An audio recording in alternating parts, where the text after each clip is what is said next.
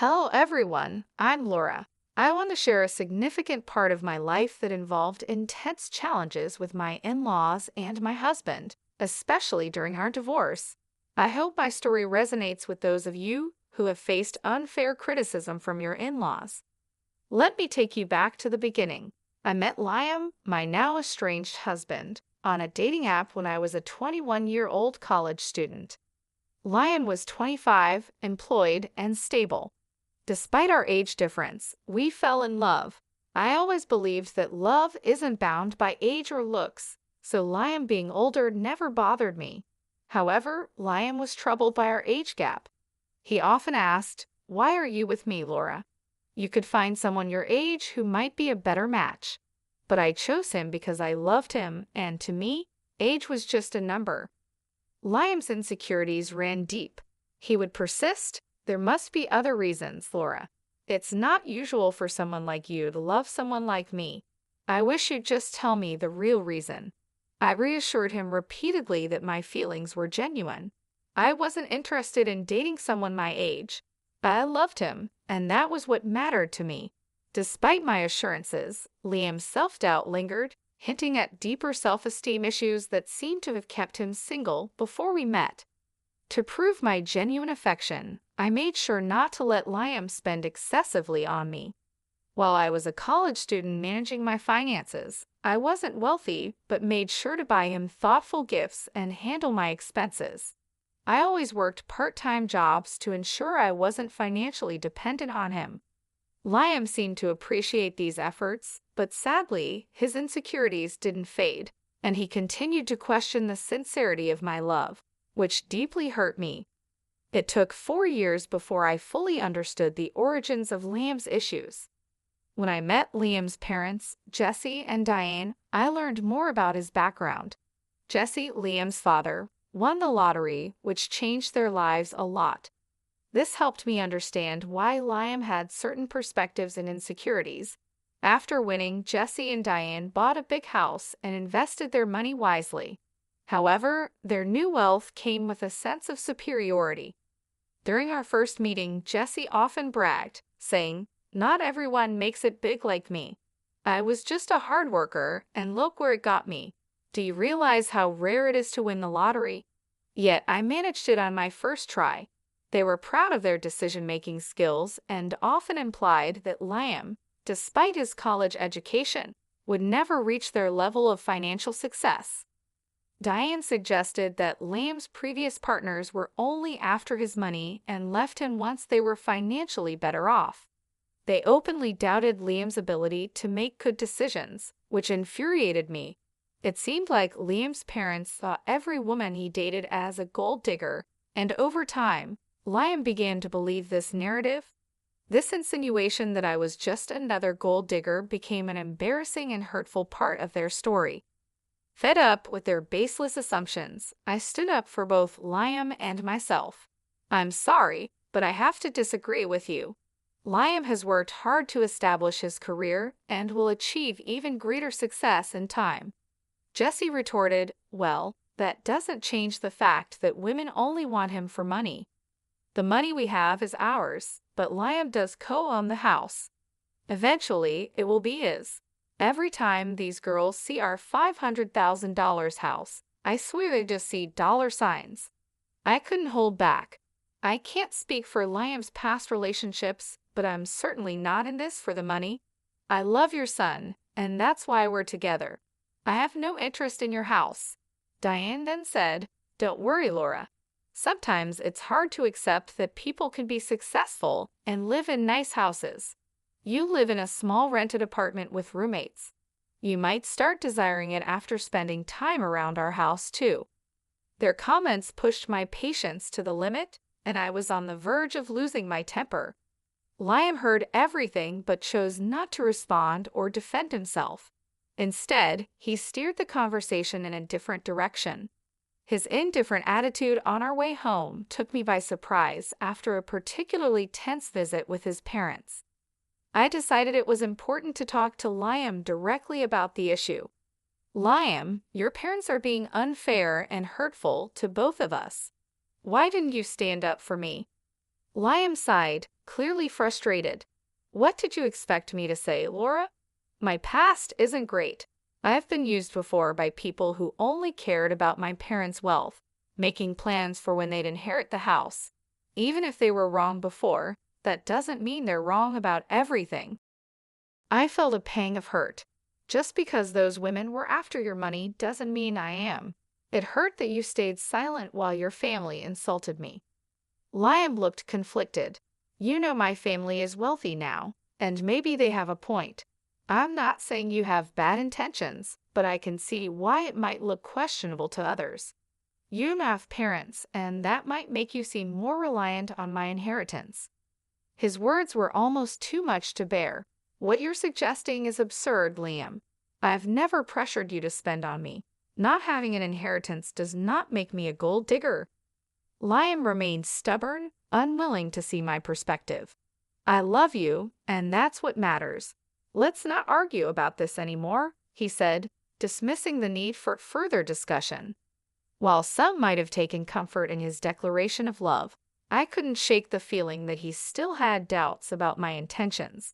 I tried repeatedly to discuss it, even suggesting therapy to help him see things more clearly, but he refused, insisting there was nothing wrong. As time went on, I began distancing myself from his family. We got engaged right after I graduated from college, and I landed a decent job, which allowed me to start saving for our wedding. We shared the wedding expenses equally and married when I was 25.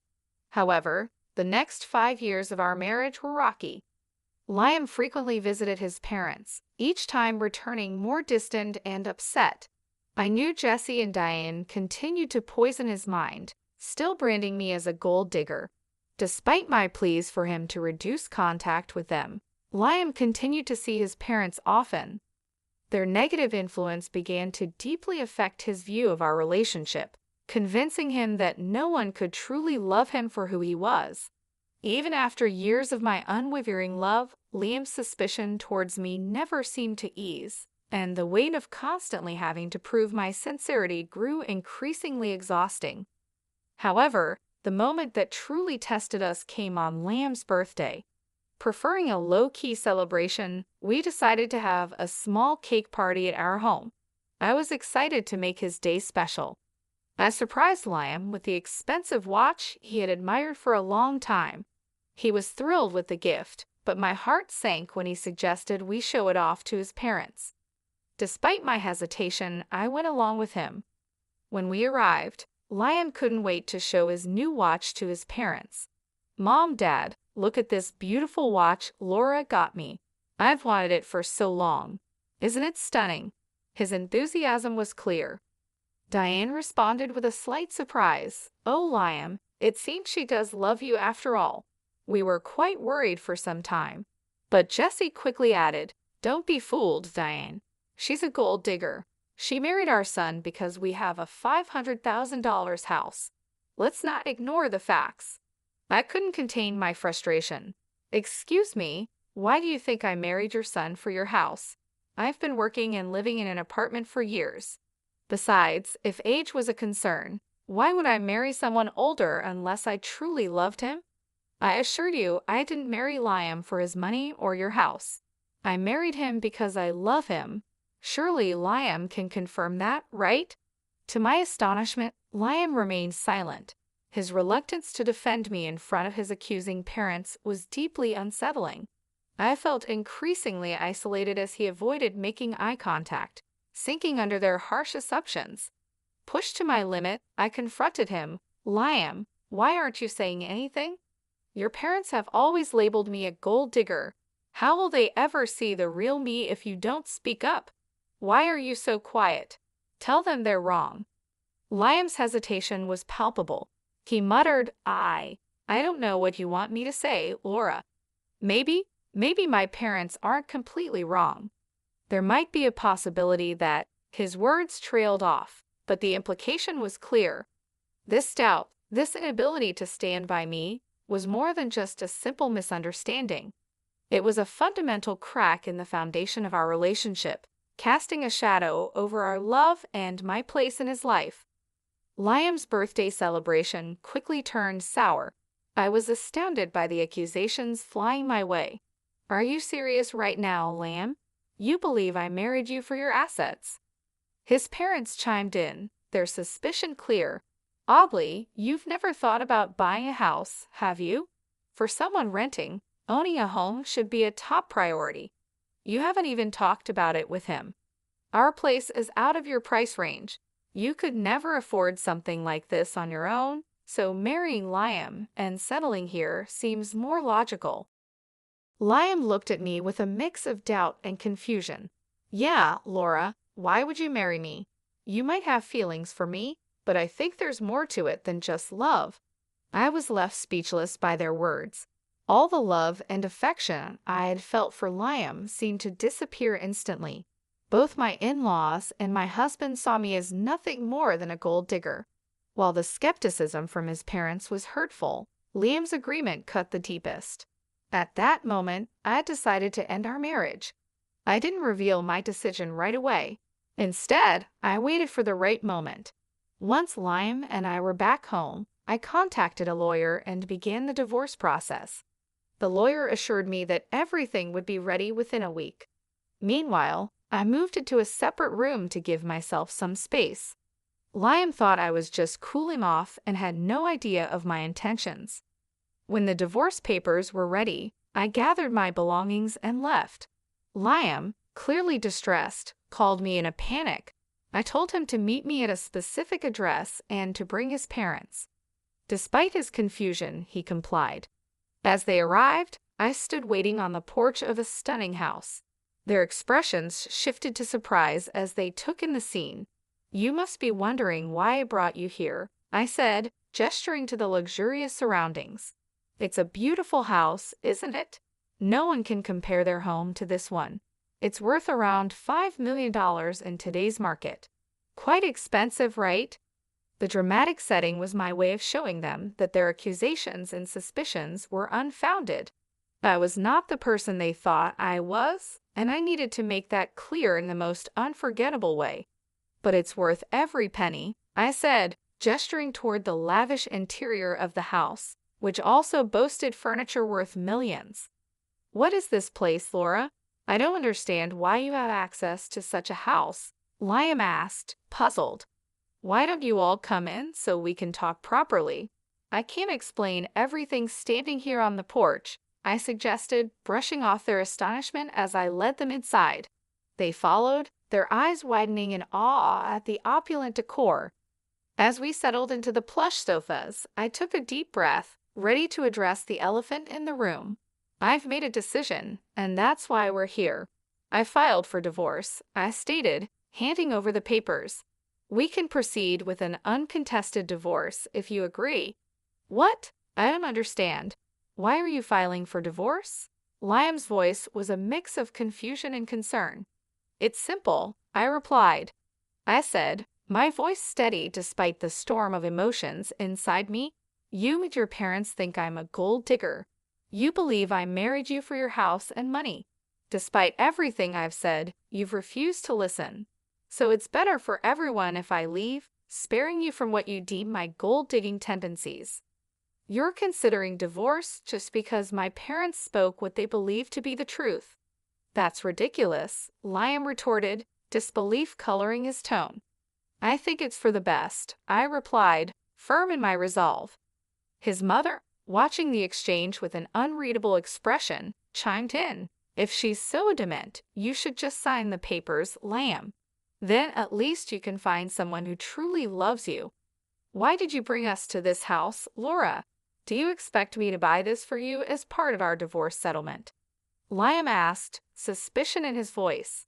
Why would I need you to buy this house, Liam? This house is already mine, I answered calmly, watching their shock and disbelief unfold. They looked at me as if I were joking. How on earth can you afford a house like this? Your renting and your job isn't enough to cover something like this. Stop lying to us, Liam's father demanded, his tone sharp with suspicion. Their disbelief was palpable, but I was ready to prove my independence and financial capability once and for all. I'm not lying, I asserted firmly. Liam, remember when I mentioned that my parents left me some inheritance? Well, this house is part of it. It's under a trust for now, but I will officially inherit it when I turn 32. I don't need to work a high-paying job because I have a trust fund waiting for me. That's impossible, Liam interjected. Your parents passed away a long time ago. They should have given you the house earlier. My parents were aware of the potential leeches I might attract, I explained. So they instructed me never to disclose the house or the trust fund to anyone. They wanted to keep everything safe until I turned 32. By then, they hoped I would be settled with someone who genuinely cared about me, not my inheritance. Oh my God, Laura, you should have told us about your wealth. We had no idea. This is a sizable house you have. We could all live very comfortably here, Liam's mother exclaimed. Yeah, you should have shared that sooner. We thought you were after our house. We could have avoided all the misunderstandings, Liam added, looking relieved yet somewhat embarrassed. I always knew Laura was perfect for Liam. I've been saying she's a great woman. Look how wealthy she is. Liam found a great match, his father chimed in, his tone shifting dramatically. Hearing this, I couldn't help but laugh. Their attitude toward me had changed so quickly it made my head spin. What was even more bizarre was that they seemed to forget about the divorce papers I had brought. Pulling out the papers, I signed them. As I was saying, here's my signature for an uncontested divorce. You can just sign these to make it easy. If you want to fight, we can take this to court, but I won't live with you anymore. Wait, Laura, listen to me. There's no need to rush this, Liam pleaded. You've already proven you're not a gold digger. There's no reason to get a divorce anymore. We even apologize for any misunderstanding. That should make things better, right? Yes, Jesse is right. We're sorry, Laura. We doubted you for no reason, his mother added, her voice filled with regret. Despite their apologies and sudden change of heart, the memory of their judgments and accusations lingered in my mind. I couldn't stay in a relationship where trust had to be proven rather than given. I don't want your insincere apologies, I said firmly, my resolve unwavering. For 4 years, you allowed your family to berate me and call me a gold digger. I expected you to defend me, but instead, you sided with them and even accused me of the same. I can't stay with someone who doesn't respect his wife. I'm done, Liam. We can part ways amicably or involve the courts. The choice is yours. Diane and Jesse tried desperately to change my mind, pleading with me to overlook the past. To them, what had happened was just a minor misunderstanding. However, their lack of genuine remorse for tarnishing my reputation only fueled my anger. When I reached my breaking point, I demanded that they leave before I called the police. My firm stance intimidated them, and they left without further argument. Over the next few weeks, Liam and his parents continued to harass me. They begged, pleaded, and even offered bribes to persuade me to stay. Their belief that money could sway my decision only intensified my fury. It was a stark reminder that they still saw me as someone motivated by financial gain. Ironically, since Liam co-owned the house with his parents, I was entitled to half of his share, which only fueled their desperation for reconciliation despite their relentless attempts. I stayed firm in my decision to leave. I moved all my belongings to my parents' house, asserting my right to stay there even before officially taking ownership. Liam and his parents kept trying to reach out, so I changed my phone number to avoid their constant calls from unknown numbers. Liam even tried to discuss matters at my workplace, but I had informed security beforehand, and they asked him to leave. Liam still hadn't signed the divorce papers, holding out hope that I would change my mind. Nearly a year has passed, and the situation remains unresolved, showing how complex and emotional our lives had become. With less than a year left until the divorce is finalized, I've managed quite well on my own. Living independently, I found both happiness and financial stability. While I've gone on a few dates, I'm not considering anything serious at the moment. According to a cousin of Liam, his family is now worried about having to pay me my rightful share of the house. The legal fees are mounting, and their savings are proving to be insufficient. Liam is even advocating for selling the house, harboring resentment toward his parents for the chaos they've caused in his life. At this point, I simply don't care about their problems. My only goal is to be free from that toxic family and move on with my life, leaving the chaos and negativity behind. My parents welcomed me back with open arms, providing the support and comfort I needed during this difficult time. They were surprised by the turn of events but understood my decision. Moving back home allowed me to reconnect with old friends and focus on rebuilding my life. I found a new job that I enjoy, and my colleagues have become a second family to me. Liam and his parents didn't give up easily. They continued to send letters and emails, pleading for reconciliation. I ignored their attempts, knowing that engaging with them would only prolong the emotional turmoil. It was clear to me that they were more concerned about their financial situation than genuinely apologizing for their behavior. During this time, I focused on self-improvement and personal growth. I enrolled in a few online courses to enhance my skills and took up new hobbies to keep myself busy. I also started therapy to help process my emotions and ensure I was making the best decisions for my future. My therapist helped me see that walking away from a toxic relationship was the right choice, and I began to feel more confident in my decision. As the divorce process dragged on, I made sure to document everything. I kept detailed records of all communications and interactions with Liam and his family. This meticulous approach proved helpful as my lawyer navigated the legal complexities of the case. It also gave me a sense of control over a situation that had felt so overwhelming. Despite their relentless attempts to win me back, I stood my ground. I knew that returning to Liam would mean subjecting myself to more years of distrust and manipulation. I deserved better than that, and I was determined to create a life free from their influence. Liam's cousin kept me updated on their financial struggles. The mounting legal fees and the prospect of losing the house were taking a toll on them. I felt a sense of vindication knowing that they were facing the consequences of their actions. However, I also knew that my happiness didn't depend on their suffering. I was focused on my own journey and the positive changes I was making in my life. Eventually, Liam agreed to sign the divorce papers. The relief I felt was immense. It marked the end of a painful chapter and the beginning of a new one. With the legal process finally moving forward, I could see a clear path to freedom and peace. In the end, I emerged stronger and more resilient. The experience taught me valuable lessons about self-worth and the importance of standing up for myself. I learned that it's better to be alone than in a relationship where I'm not valued or respected. Moving forward, I promised myself to never settle for anything less than I deserved. Leaving Liam and his family was the best decision I ever made. It allowed me to reclaim my life and build a future on my own terms. I was no longer defined by their opinions or accusations. I was free to be myself and pursue my dreams without the weight of their judgment. Looking back, I have no regrets. The journey was tough, but it shaped me into a stronger person. I found happiness and fulfillment on my own, proving to myself that I didn't need anyone else's approval to live a meaningful life.